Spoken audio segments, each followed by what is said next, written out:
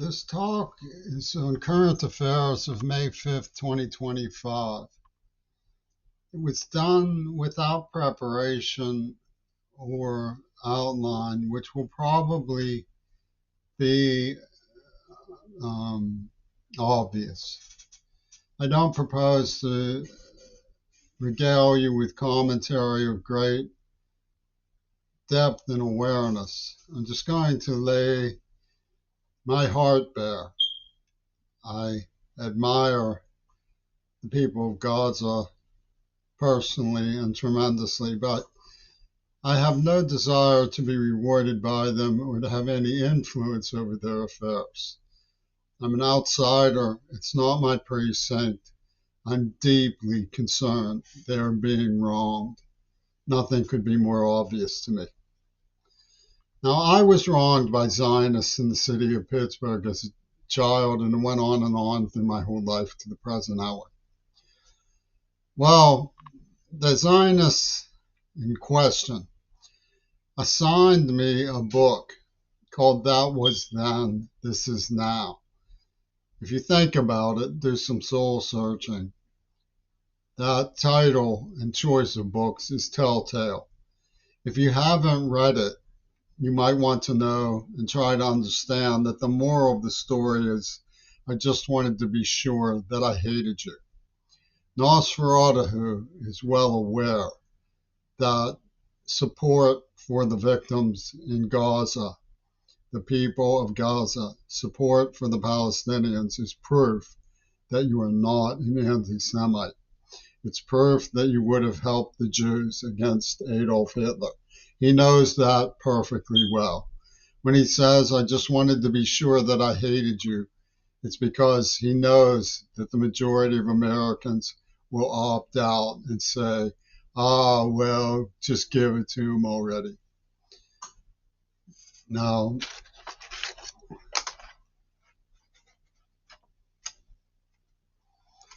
Toon has also bothered me his whole career.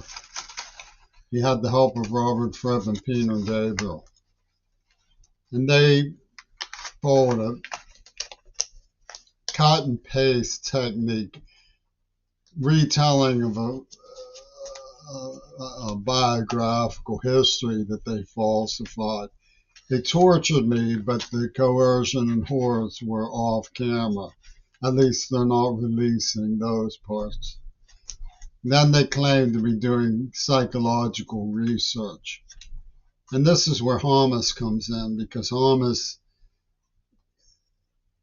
glorifies Aaron Bushnell. At least you would think so from the way the TikTok media presents Bushnell. Naming a street after him and so on. Well, he was a one-man supernova.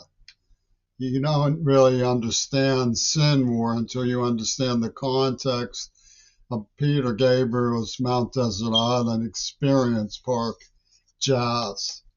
They were burning alive people who were sexually active all through the 80s, and that is what's going on. And they did it by trickery. They got rich Trump support from Texas Queer with the help of Midori Goto. It's a very oddball piece of history, I must say, very strange. Which brings us to the Bible Belt in Yemen. Let's start with Yemen. Yemen has basically three operational scenarios that I'm aware of. One is the division between North and South, which can be evaluated in terms of power sharing and tribal ancestry and old money syndicates, water rights, and things like this.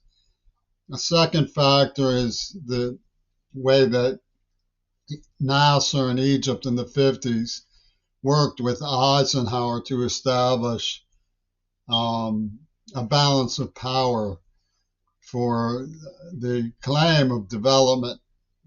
And lastly is the form that development took which was to disenfranchise people who were the lifeblood of Yemen for centuries, the agrarians, subsistence farmers.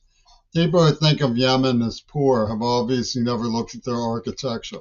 Maybe they're poor income-wise, but they're rich in cultural heritage, something that America, with its claim to be ancient people, tracing all the way back to 1946 under the British Mandate. And the wisdom of the British is something that America regally rolls out the red carpet for from the days of the founding fathers, if you believe Zionists. But I don't want to get too much into the berserk clause of explanations that get airplay in American nativism. I'm not scornful of America at all. I just don't think that Abraham Lincoln would be particularly enthused by Donald Trump. He was out to abolish child labor, not reinstitute it. So there's some problems there. But the Bible Belt is a line in the sand, the Mason-Dixon, and south of which people love the burning cross. They love Aaron Bushnell's gesture, and they love the massacre of the supernova because they don't like hippies. And these forces met with Mussolini in Fayoum shortly after the First World War. D.W. Griffith created the Burning Cross for the KKK. So when you look at the star sandwich location designators, which serve as mnemonic gestures in Tacoma, where you have the cosmonaut overlooking the supernova, you realize that leapfrog oligarchy, including Russia, were behind the two Vlads pussy ball, two Impalers pussy ball, two Virgins pussy ball, and that John Lennon pulled a martyrdom as show business. It was a Houdini operation. They evacuated him and changed his name and changed his face and transferred blame to the golem, who was specially enculturated by an Attica State prison psychiatrist who's now being squashed. If you want to use the word, one can emoja the sacred coward flip, perceiving and observationing the persona being squashed in a star sandwich between the supernova values and the Gaza Islamic values. A star sandwich squashing them to watch God's light. It's a Soylent Green machine that Mike Johnson came up with. We impinge the artificial intelligence of Japanese facials, a form of sex the morally disturbed level has never had, and we superimpose it on the children being crank-shafted in a grinding machine in Pink Floyd's Gaza rave, while Brian Eno uploads hip-hop about splattering brains onto the screen. This is what they did. It's terribly disturbing. And I want to address the way Seattle processes this nonsense.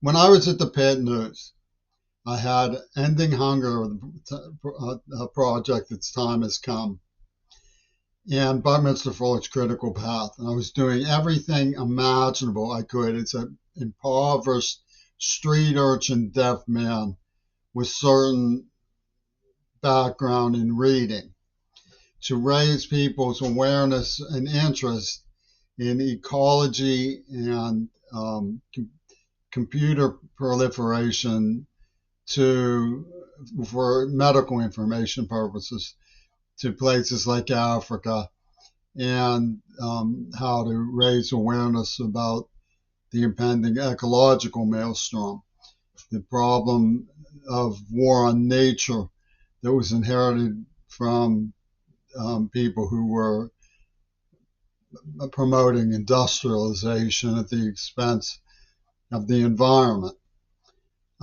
During this time, the Reagan individual sent me a list of his priorities, at the bottom of which was ecology.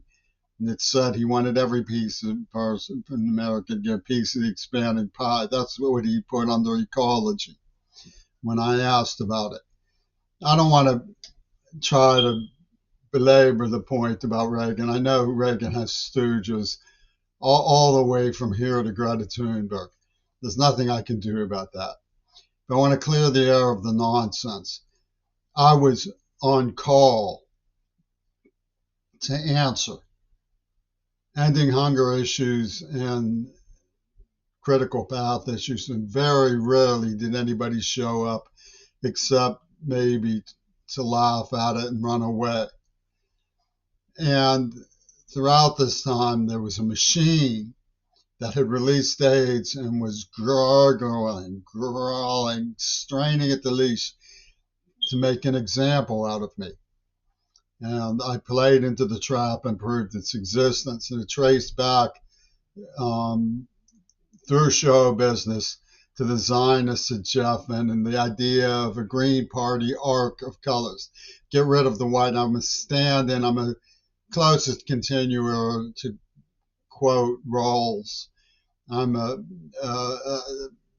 from the same racial stock as Toon.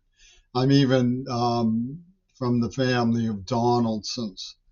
So please accept the sacrifice. And the engines come, woo, woo, woo, woo. We do sacredly accept the sacrifice in the name of Latino, Marxo, UW dialectical work of the Spinner Meanies of Seattle, Washington. And they claim I was eager to play with the bimbos. The eagerness was the bimbos coming to play with me. As soon as the program was off, it was off. I've been alone and I haven't sought not to be alone. But these cadaverous minds actually dissected me. They castrated me.